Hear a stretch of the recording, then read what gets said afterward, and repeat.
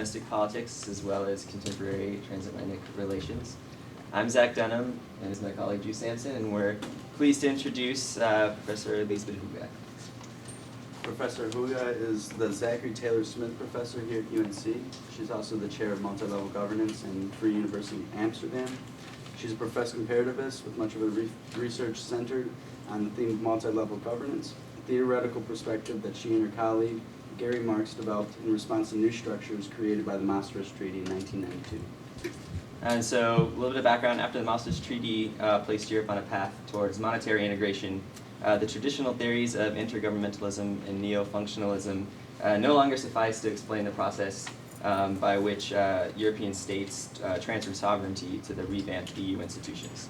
So integration can no longer be viewed as a process driven by the political and financial elite, as public opinion and populist pressures at the regional level coalesced to highly politicize the issue, and they appealed not just to voters' sense of economic insecurity, but more importantly, their national identities. It's because of this measurable shift in influence on the decision-making process that from the elite to mass politics that the speed and nature of integration has changed in Europe. And to enlighten us further, we now turn to Professor Hooghe to speak of multi-level governance between the community and scale. Thank you. Well, thank you.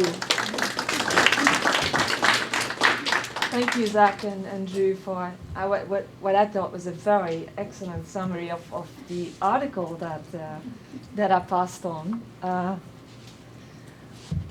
Even though I think what I'm wanting to talk about a bit today is slightly the broader picture within which this article was written. It's one element in the broader story.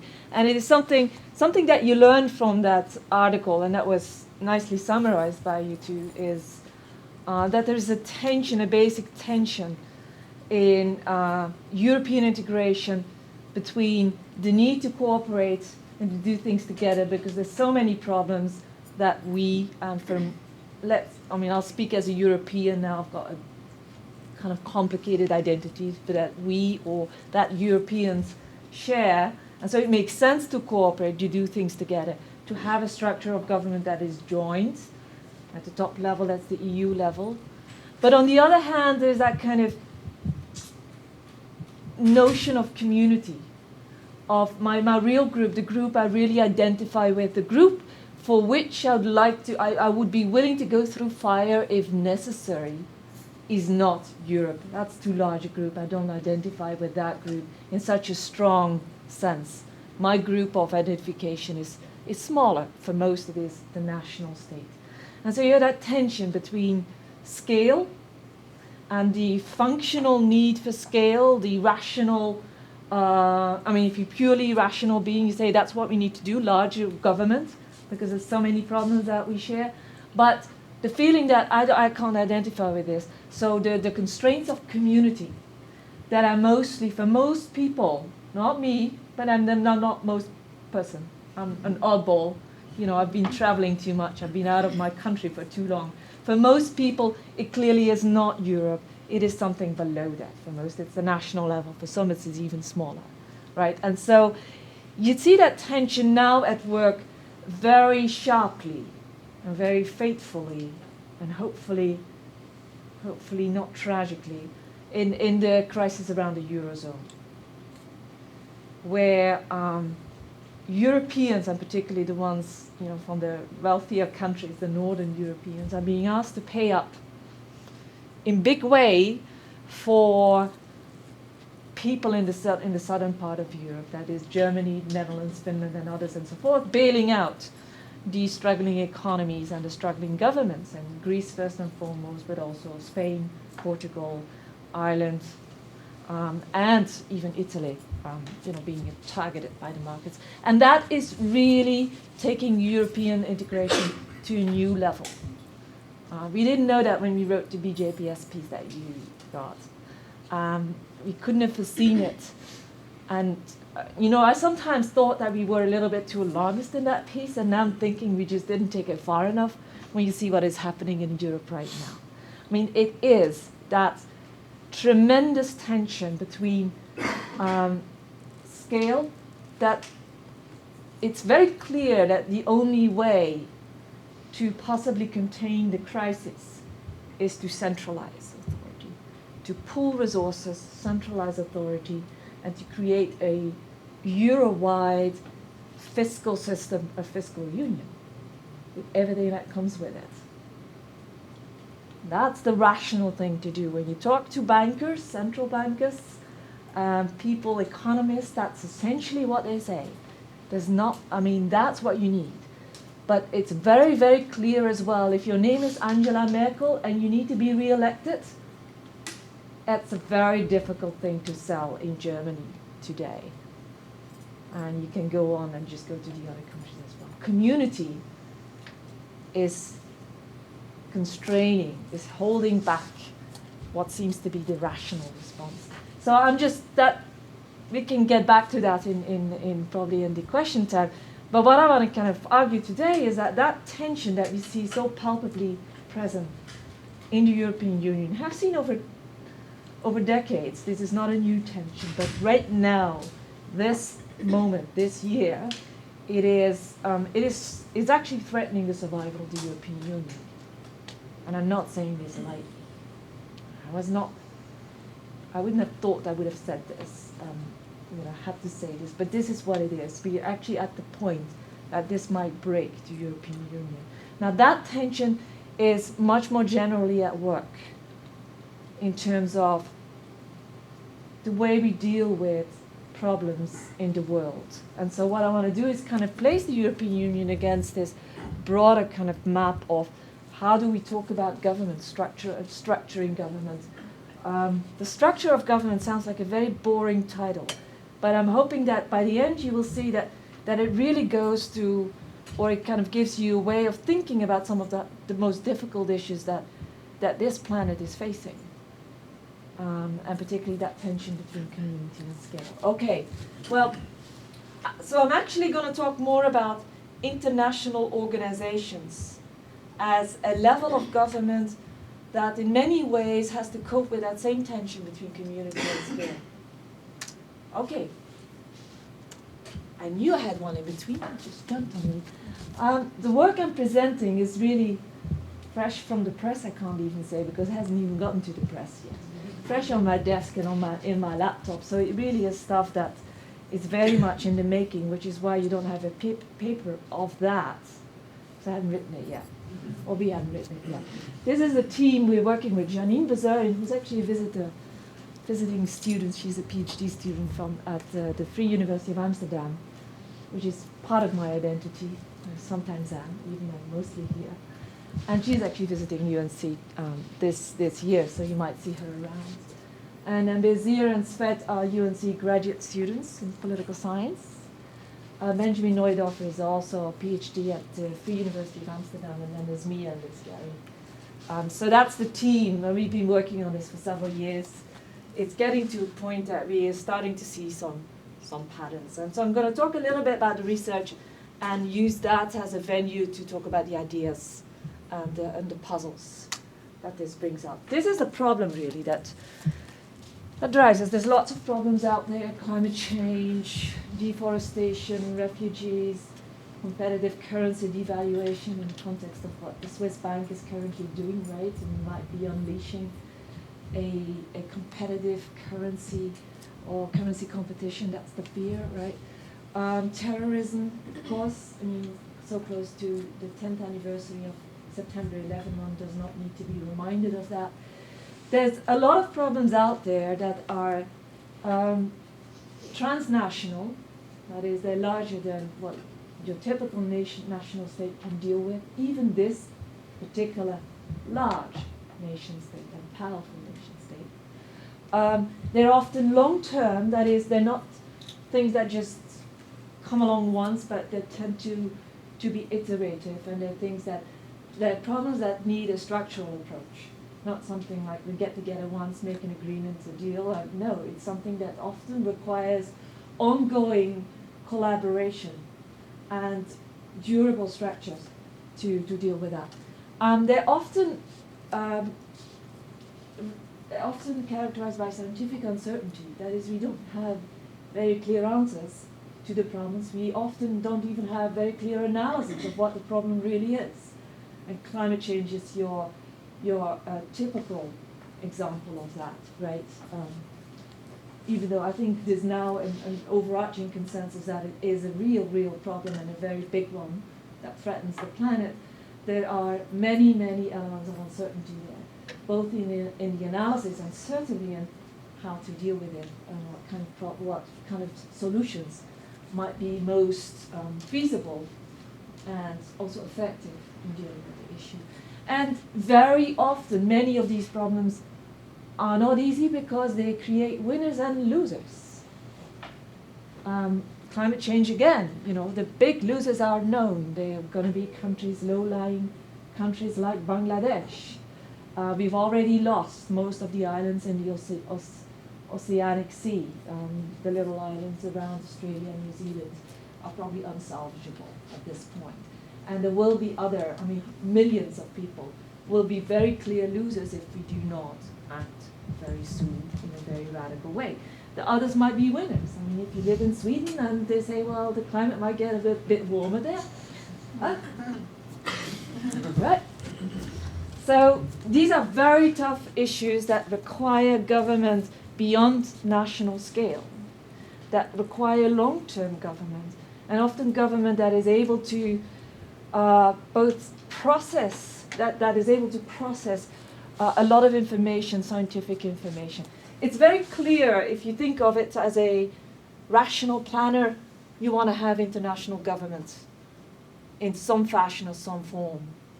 But it's very difficult to create, as we'll see, for a number of reasons, but the key one being, I would submit, because we're very often not ready to give up national sovereignty to deal with these particular problems, so the constraints of community. Okay, this is the dilemma. Government is in a way a two-faced thing. Government is something we've invented to provide public goods. Public goods are, economists define them as goods that are non-rivalrous and non-excludable. That is, clean air is a typical example.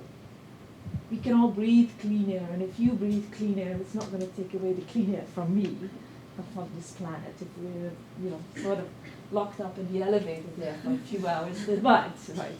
But so it's non-rivalrous. It's non-excludable in the sense that I can't prevent you from breathing clean air if I want to have clean air on this planet. I'm not going to, can't kind of put that. Can't prevent you from having it. These are your pure public goods. Very few public goods are that pure. But essentially goods where you cannot exclude others to use it, but you also, and goods that in a way don't get used up if others use more. But the problem is, because I can't have that good for myself, I just may not have the incentive to produce it. Right? I'm just hoping that you're going to do it, and I can free ride on you, right? Because I know you'll need it as well, and if you produce it, I can use it, right? So there is the problem with public goods is that it tends to be a collective action problem. Right? We got to kind of get our act together. We can't just expect the market, for example, to produce it for us, because the market is precisely based on private goods. Right? I'm going to produce it because I expect a certain benefits, either because I'm just going to keep it for myself, or I'm going to sell it to you, and I get the money, and then I can purchase other goods. Now, public goods have a different character. So typically, public goods require non-market mechanisms. The word we know for this is governments to produce. So, as I said, clean air is your typical example, but terrorism control, there's a variety of examples that have characteristics that are close to public goods and therefore require government action. But that's what governments do. They produce goods where markets are unable to produce them, where there's no incentives for markets to produce those goods. But governments are more than just that, producers of goods. They're also expressions of community. Right? So they are kind of expressions of who we are and who we identify with. They're ways of shaping our community, of defining who is in and who is out, and of then setting certain norms, providing some rules for that community, defining some rights and duties, some entitlements as well as duties. And so those two roles for governments, functions for government, may not always fit together. Very often there may be a clash, as the Eurozone example I was mentioning it. The public good there is providing currency stability and financial stability across the Eurozone by creating a fiscal mechanism that will balance out asymmetrical shocks, that will make sure that governments that are faced with a sudden shock will remain functioning, or markets that are faced with a sudden shock will remain functioning. But the Eurozone is not a community thick enough to sustain the kind of sacrifices that is apparently, we'll see, to sustain the kind of sacrifices that is may require. So there's a tension. So how does one go around that, providing public goods, while you know that there are constraints in terms of community? There are generally two strategies to create governments. I'm talking now a little bit as if I'm a social planner. I'm looking actually from the moon onto the earth. And I'm looking at how government is structured on the earth. So, I'm not living on this planet now, right? So I'm just being detached from it. And I see two different ways in which these humans, these earthlings, seem to create government. One is a general purpose government. That is, they actually create some set of institutions that bundles tasks or problems or just things, bundles actually the provision of public goods for a given group of people, community. And if you look at the international arena, the European Union is the strongest example. The European Union is a strong government with dense institutions, which you'll get to know intimately over the next few weeks if you don't yet in your courses, right? That does a whole bunch of things, from trade over social policy, research policy, to regional policy, to foreign policy, and even a little bit of defense these days, and just everything in between, right? So that's general purpose. Essentially it is, if there's a problem pops up, European Union is equipped or entitled to pick it up under conditions, as you will realize as well. But intrinsically, there is no limit to the kind of range of policies that it could be thrown at it. There's other international organizations that are similar, not as maybe general purpose as the European Union, maybe a little less, but have a similar characteristics. That is, there's a given set of member states, and if problems come up among those members or in those members, well, there is that institution you can turn to try to solve it and to coordinate collaboration. That's one way of doing it. The other way is task specific. You set up a government for a given problem. And World Health Organization is mentioned there. The task of the World Health Organization, WHO, is to deal with issues related to health, diseases, pandemics, right? And you're not going to go there if a problem pops up with the internet, piracy or something. I mean, you wouldn't even think of it, right? Well, the European Union you might turn to for its health or the internet piracy. You might actually knock on their door and say, we've got an issue here. Not with the World Health Organization. And there's lots of organizations like that. You can see some examples. I wonder whether one of you knows what this is. Organization for Security Cooperation. Yeah, and what does it do? And rights. Human rights. Human rights, yes, as is an important component. Yeah. like in the Balkans and stuff. Yeah. Yes, indeed. I mean, so it emerged in the 1970s really as a means for what then still were the communist countries and the Western democracies to kind of build confidence between them and to set a basic set of common principles that we now expansively interpret as human rights, but initially were far more moderate, like entitlement for families to visit,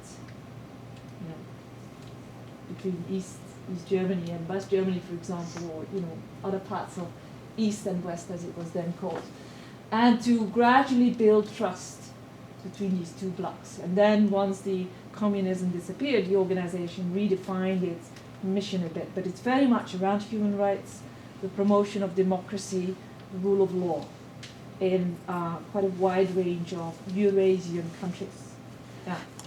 So it's broad in one sense if you're thinking of it, but it's very narrow in the sense, again, you're not going to go there if you have a health problem, pandemic, or you're not going to go there to do something about welfare state development, right? I mean, so it's very limited in that sense in terms of the range of tasks that governments can do. So there's really two basic ways of thinking about government. I'm not sure you can read that in the back. I wouldn't be able to. I can barely read it from here. Okay, general purpose, which we've called type 1 government, and specific, task specific, which we call type 2. And so this is partly repeating what I said before. The first type 1, is you essentially you have a community first, and you have a government that serves that community. While the second one is exactly the opposite. You have a problem first, that then you set up a government to deal with that problem, and the community that it serves will vary depending on the problem. Right? It's the problem that will define what the community is, rather than the community defining what the range of problems are they want to deal with. This kind of general purpose jurisdiction, they have very clear boundaries. The community, a given community. As I'll show in the next picture, they tend to be non-intersecting. That is, the boundaries of these general purpose ones don't overlap. Very rarely, there's some exceptions, but very few of them.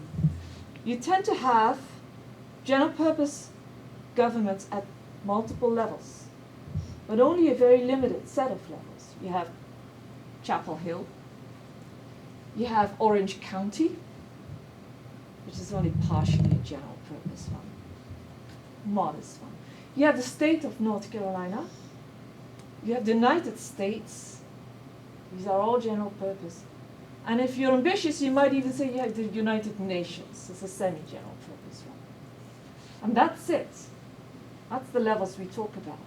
It's a very limited number of levels. Here, where you can actually have a government wherever you have a problem. And the governments that you get, or jurisdictions would be the legal term that you want to use, will often be intersecting. The World Health Organization has so many members, OSCE has another set of members. There's overlap. But but it's not complete overlap. You have these kind of task-specific jurisdiction at all sorts of levels. For example, the US school districts. Again, you're not going to go there if you have a problem with your garbage, right? So it is task-specific, and it is small scale, relatively small scale. You have local area agreements, that's a kind of an arrangement in the UK with fluid boundaries where you kind of deal with unemployment issues and you kind of create some resources there. So these are so you can have it at multiple levels, but the levels are not very clearly defined. The membership of these organizations may intersect, and they typically all deal with a very narrow set of issues. The way they work tends to be different. This tends to have a kind of a heavy set of institutions, usually some sort of parliament, some sort of executive, and maybe even some sort of court system. The trias politicas, typically kept, and you might have that actually at each of your levels. This is usually more the agency type of thing. A much slimmer, leaner kind of structure, much more fluid. Also easier to change very often compared to this. This because they deal with many problems, or intrinsically, possibly, might deal with a lot of problems.